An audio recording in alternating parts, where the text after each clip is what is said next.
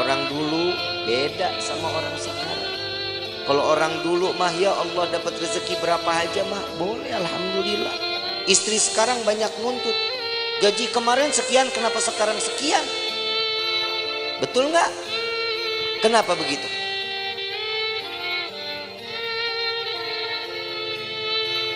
Urusan rezeki siapa yang kasih? Kenapa mintanya sama suami? Mintanya sama Allah, tapi doanya di samping suami. Ya Allah berikan rezeki kami yang banyak lewat suami saya. Samping telinga ngomong kalau lagi tidur juga. Ya Allah, lipstik beak.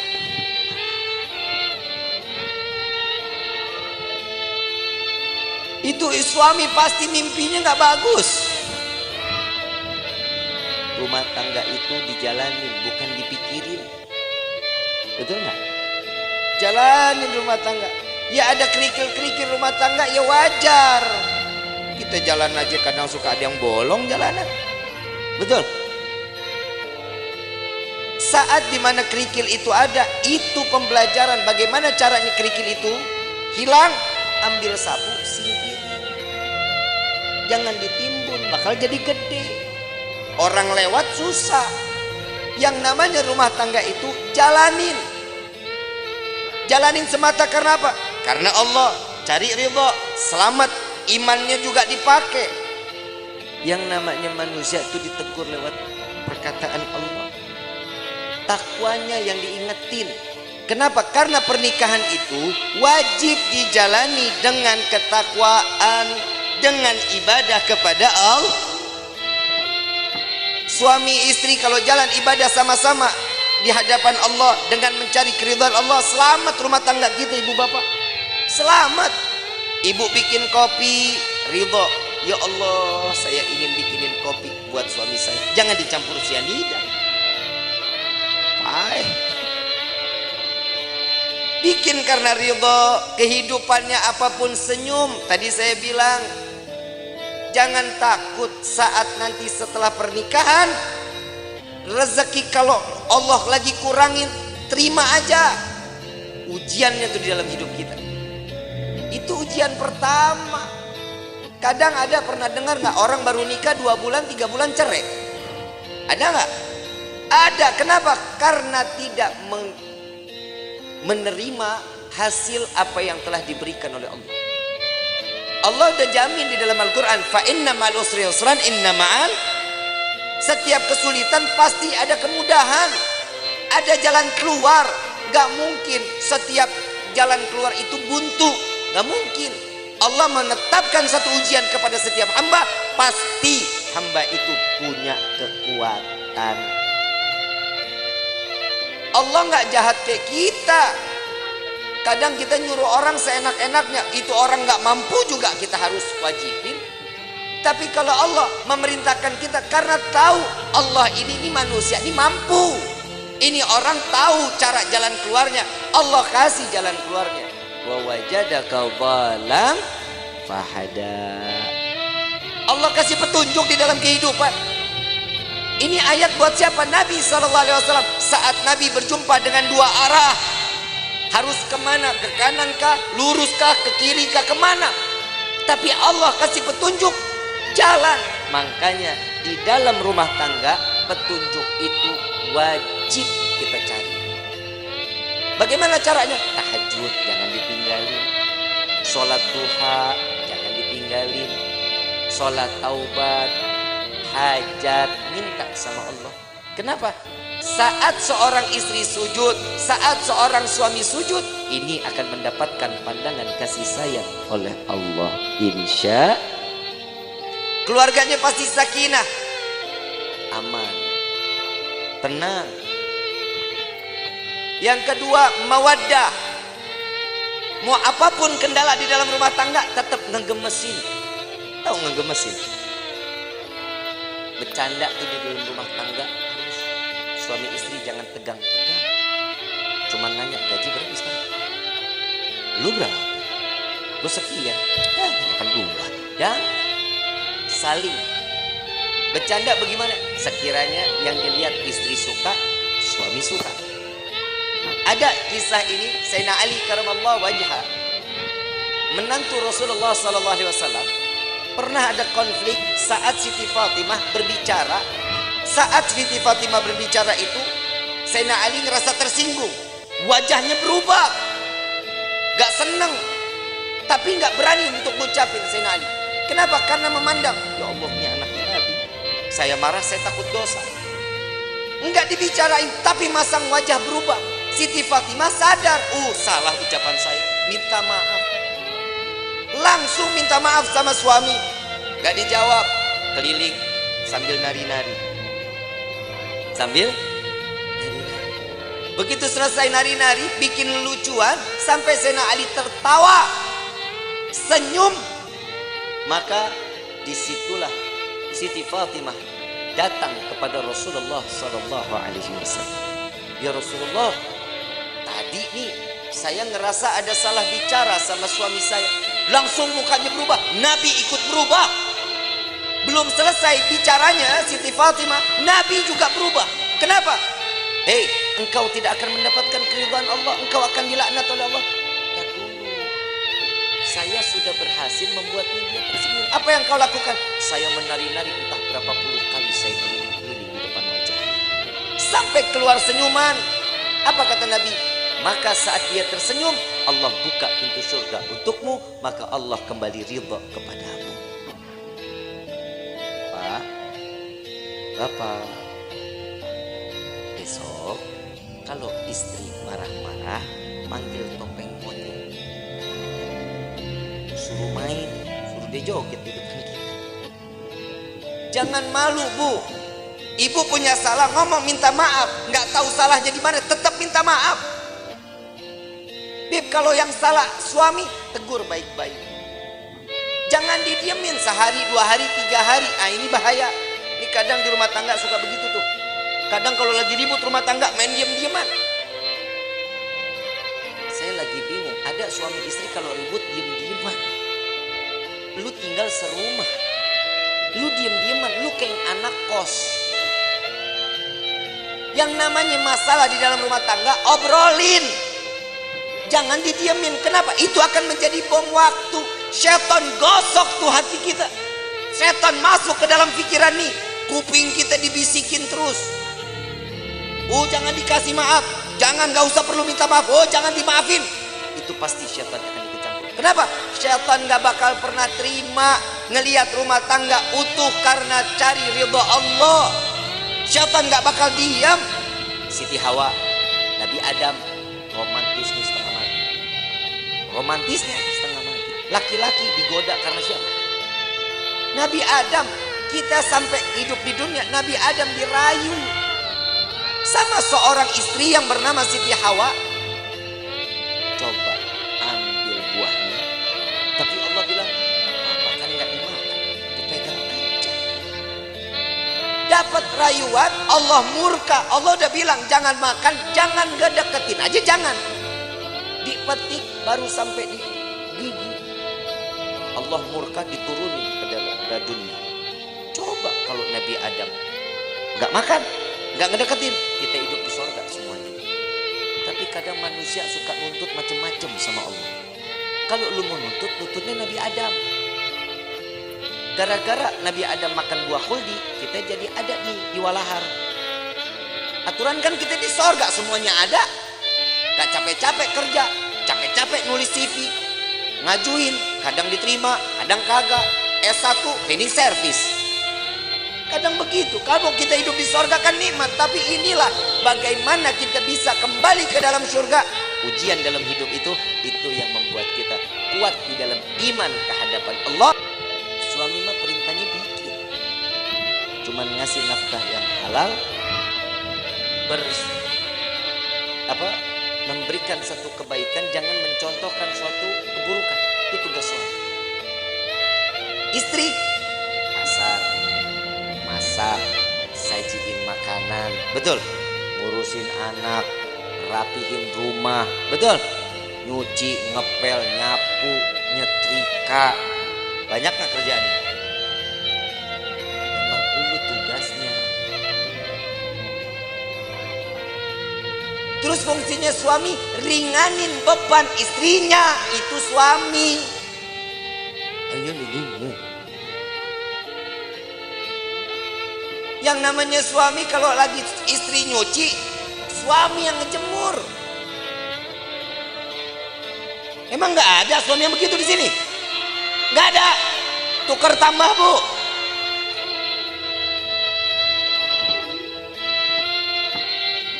Suami angkatin jemuran, istri yang nyetrika. Nggak ada. Suami yang ke pasar, istri yang masak. Nggak ada. Dia derita lu dah. Ngeringanin beban istri itu salah satu pahala untuk suami. Minimal saat suami istri lelah, pundak kita berharga, Pak, buat istri. Saat istri mengadu, yang aku capek hari ini, sini.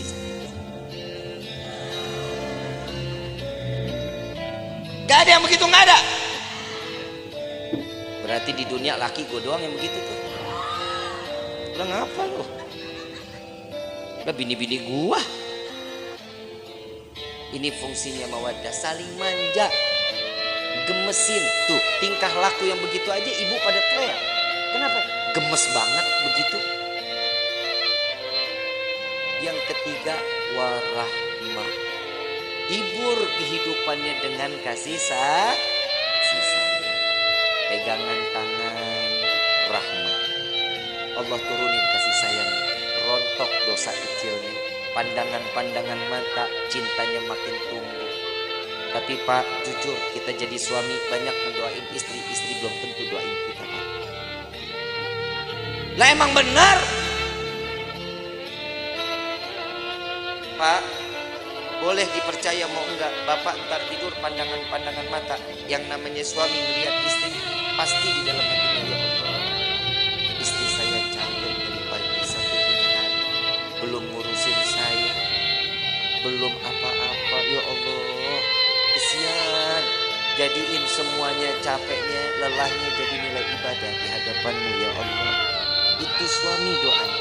Kalau istri ngelihat kita, Pak, lagi tidur pandang-pandangan, ya elah, laki gue begini banget, mana mata belok, hidung pesek, hitam, hidup lagi.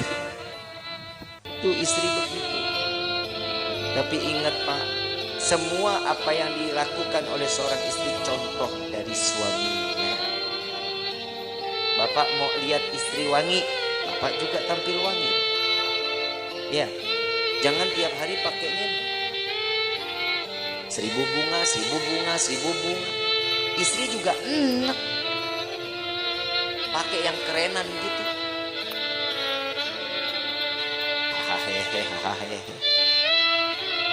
Betul kan, Bu? Tapi memang istri itu dituntut wajib wangi di depan suami. Lu mah kagak. Apek, boremason, cap kampak, GPU, kan? Bu, jangan dulu dah, Mayang aja. Mayang, ini kan malam pertama nih, Yusuf, iya. Di dalam hatinya Habib udahan ke. Mayang, tampilnya sebagaimana pengantin baru terus sampai mati menjadi pengantin baru. Ya, minimal kalau tidur nggak malas pakai bedak, pakai lipstick. Ya, Sup, ngomong. Yang aku paling suka nih lihat kamu kayak gini. Puji. Seorang istri itu paling seneng, Sup, kalau dipuji. Yang hidung kamu kayak baskom.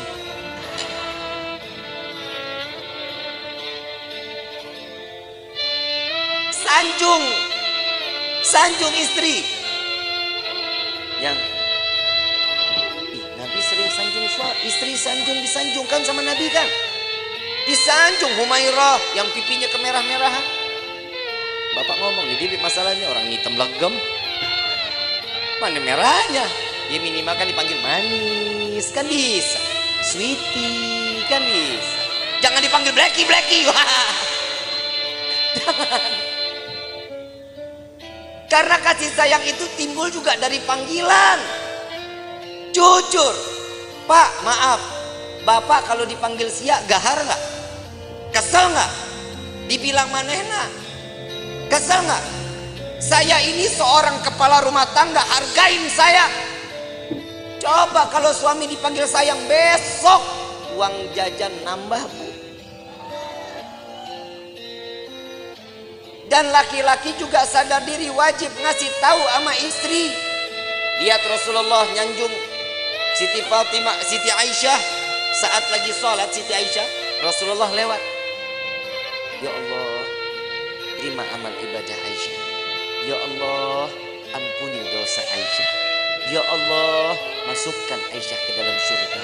Doa di hadapan Siti Aisyah. Siti Aisyah lagi sholat. Begitu selesai sholat langsung kabur. Ya Rasulullah, tadi aku dengar engkau doakan aku. Iya ya Aisyah. Gimana perasaannya? Wah, senang. Begitulah caraku mendoakan umatku, kata Nabi Muhammad SAW. Ternyata doanya Nabi Muhammad tetap buat umat. Kebahagiaan siapa? Umat. Makanya orang yang menikah itu mencontoh sunnah Nabi Muhammad sallallahu alaihi wasallam. Makanya ibu, yang namanya suami nikah jangan banyak aturan. Suami mau nikah lagi, kasih. Emang apa? Perih. Lebih perih suami ngelihat lo cemberut mulu. Betul Pak. Pulang dari pagi sampai sore ngelihat istri udah begitu aja modelnya, dari mulai bangun tidur sampai sore begitu. Muka demek, rambut berminyak. Begitu dicium, ya Allah, bau kompor. Bu, mau suami betah di rumah mau? Yang rapi. Kelihatan suami bakal pulang kapan? Mandi, rapi, bersih. Saat ngadepin suami, suami pulang ngelihat istri cantik, ya Allah, itu capek ditinggal di pagar, Bu. Gak diajak masuk capeknya. Mah, kemon.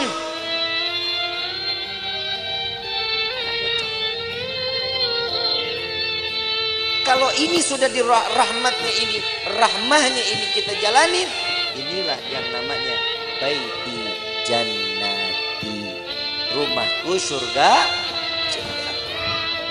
Tapi kalau ini nggak ada, iman nggak ada, siap, rumah jadi neraka. Rumah jadi neraka. Ibu bapak romantis suami istri, anak ngeliat senang, anak pasti akan contoh kelak nantinya dia bersama suami atau istrinya akan sama sebagaimana rasa kasih sayang yang dicurahkan oleh pasangan ibu dan bapak. Kalau anak tiap hari ngelihat orang tua ribut, besok anak begitu juga. Apalagi kalau ada bapak kasar sama istri. Nah, punya anak laki-laki, punya anak perempuan, besok tuh anak kalau udah gede punya psikologinya berubah, takut sama laki-laki, dia akan cari pasangan perempuan. Lah emang udah banyak sekarang yang begitu. Sebenarnya itu faktornya bukan hanya itu. Yang kedua, ada salah sama siapa dia bermainnya, sama siapa dia berkawannya. Makanya rumah tangga itu diisi dalamnya dengan iman, kenalin Allah sama nabinya, maka rumah tangga akan berkah. Ini ibu kagak sholat, bapak nggak sholat, anak dituntut untuk hafal Quran, kan PA. Nah, ibadah ya, jangan bikin ibu bapak masuk ke dalam neraka. Nah, lu yang mau dinerakain. Kadang orang tua juga suka egois. Dia ngarepin ini anak bisa nyelamatin dia, sekarang hidupnya dia semau-maunya. Kasih kenal anak kepada Allah sama Nabi, itu yang bikin tenang. Bapak ibu enak ibadah, ibu enak pengajian, anak terlepas rambutnya, kelihatan sama yang bukan mahramnya. Hati-hati, ini anak perempuan begini, cukup dengan satu helai bawa masuk 4 laki-laki ke dalam neraka jahanam. Bapak, pamannya, baik itu dari ibu atau dari bapak, suaminya, anak laki-laki. Jangan jadi aman. Makanya saya selalu mengatakan saat proses pemakaman, simak baik-baik. Untuk para alim ulama, para kiai, para asatidz, saya ingin menyampaikan, untuk prosesi pemakaman perempuan dilarang ikut di dalam proses pemakaman. Ngaji, makanya ngaji. Jujur kiai, jujur ustaz, ustazah, benar. Ini yang masih menggunakan tradisi ini cuman para habaib sama syarifah. Sekarang proses pemakaman saat keranda jenazah dibawa, perempuan ikut di belakang. Saat perempuan atau si jenazah ingin diproses masuk ke dalam liang lahat, perempuan pada ngececer di dekat lubangnya. Hati-hati, yang namanya perempuan itu banyak larangannya. Tangan terbuka segini ini aurat. Ibu yang ngebuka aurat, jenazah yang disiksa.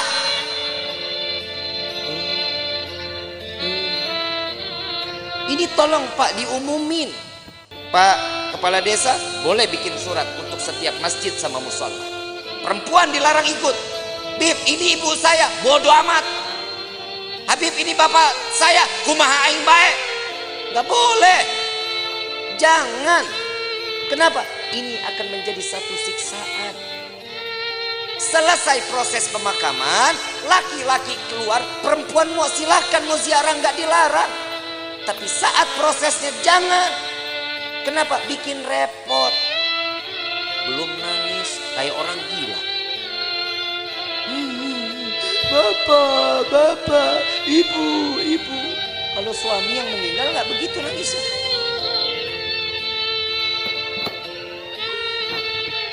Tinggalin saya, buaya. Apalagi warisan banyak sih. Yang tenang ya yang, mudah-mudahan diterima amal ibadahnya ya yang. Tuh kalau duitnya banyak. Ada laki-laki lihat, ini siapa nih yang nangis-nangis ngegerung-gerung? Oh ini istrinya. Jandanya boleh juga nih. Ajang jodoh di depan pemakaman. Hati-hati ya. Kiai, Ustadz, tolong ini diumumkan di setiap majlis-majlis tahlim. Ya Bu ya. Ya Bu. Ibu sayang nggak sama jenazah? Mau dia saudara, mau dia adik, mau dia siapa, biarin. Yang urus biar orang yang mahram laki-laki. Emang ibu ikut gali kubur? Ibu ikut nguruk? Ibu ikut ngapain? Nontonin aja Habib. Emang perempuan tuh banyak keponya. Entar tuh dia di atas makam nanya, itu diapain? Tuh jenazah bisa jawab, kamu nanya.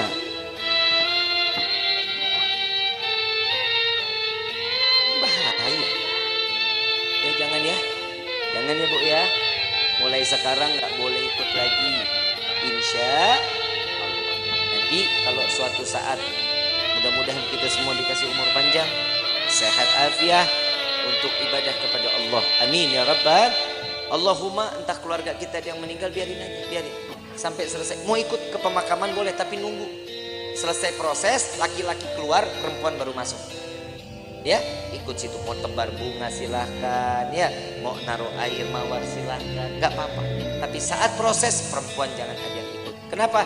Ini yang akan menjadi penyebab siksaan untuk ahli kubur. Na'udzubillahi min. Kenapa? Karena perempuan itu banyak larangannya. Paham ya? Insya kurang lebih mohon dibukakan pintu maaf dan selas-selasnya. Wabillahi taufiq wal hidayah. Wassalamualaikum warahmatullahi wabarakatuh.